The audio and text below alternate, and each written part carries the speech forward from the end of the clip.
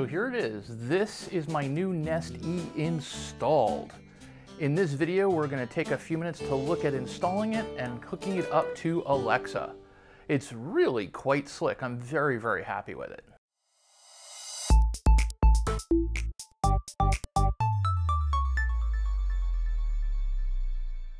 I ran down to my local Lowe's and was happy to find a $50 rebate in Oregon, so I picked one up and I brought it home. Opening the thing up, here's the display unit, which is not the whole thermostat. At first I thought that was the whole thermostat, but it's not. Underneath here is an instruction book, which was helpful, and then the interface unit, and this is what you actually wire to the wall. The display just snaps on, and then the all-important cover to help hide the ugliness of the old thermostat. First thing you need to do is turn off the power, and it turns out I was pretty fortunate that the power items were labeled because this was a new house to me. So I turned off the power and get started taking the thing apart. This is the thermostat that was in the house when I moved in, and it frankly didn't work. It took me a lot longer to get that off than it appears, but once I did, I took some pictures of where all the wires connected and what colors matched which settings and so forth, so that I was able to hook the thing up and get ready to do the install. Next, it was a matter of removing all the individual wires from the unit with the one screwdriver I had in the house, because all my stuff was still in moving trucks. So I had exactly one screwdriver, and pretty much that was the only tool I had.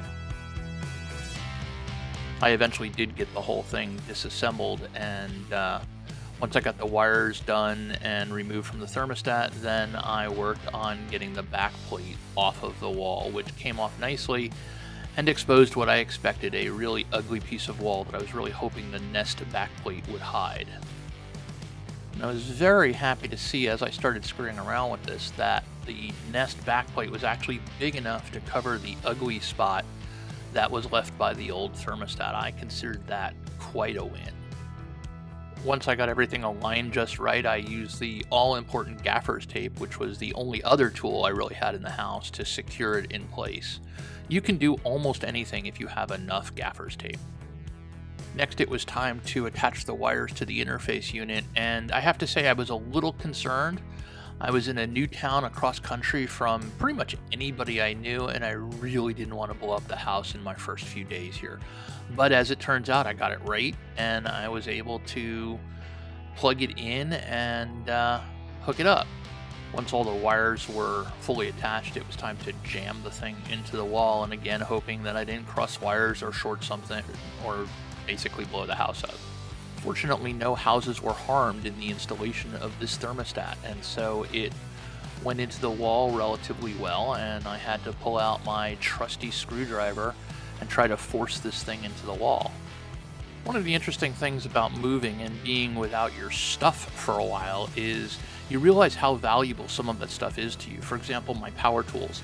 I had to do this whole thing with one screwdriver, and I gotta tell you, I really missed my power drill. But a little bit of brute force and a little bit of leaning into it, and eventually the thing was secured into the wall, and again, nothing broke, which was pretty astonishing to me. Of course, I hadn't powered it up yet, so, you know, no guarantees. I have to tell you that by this point I was pretty proud of myself, even though I hadn't yet completed the project. Just simply because with the limited number of handyman skills I have, I had gotten this far. So the next step is just pushing the display unit onto the wire bracket, and that was very simple. I don't know if I mentioned that this is the less expensive Nest E, which I actually prefer. I like the white border and the simple display. I don't really think a thermostat should be shiny and stand out. I think it should fade into the background, and this does very nicely.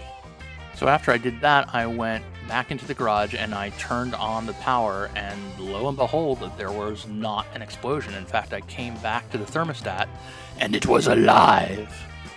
I then proceeded to set up the Wi-Fi for it, tell it some details about the heating system in the house and the cooling system, and then basically get it configured.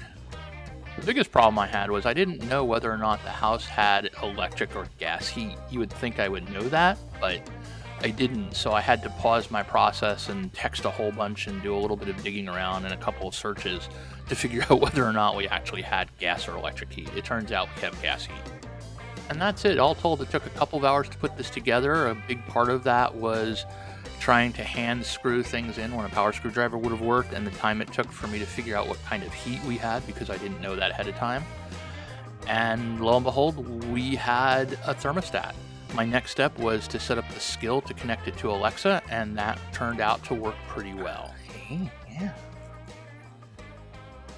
So let's test this out with Alexa, and this is Pixel. Pixel's going to help us out. Alexa, what's the temperature? In Salem, it's 38 degrees Fahrenheit with cloudy skies.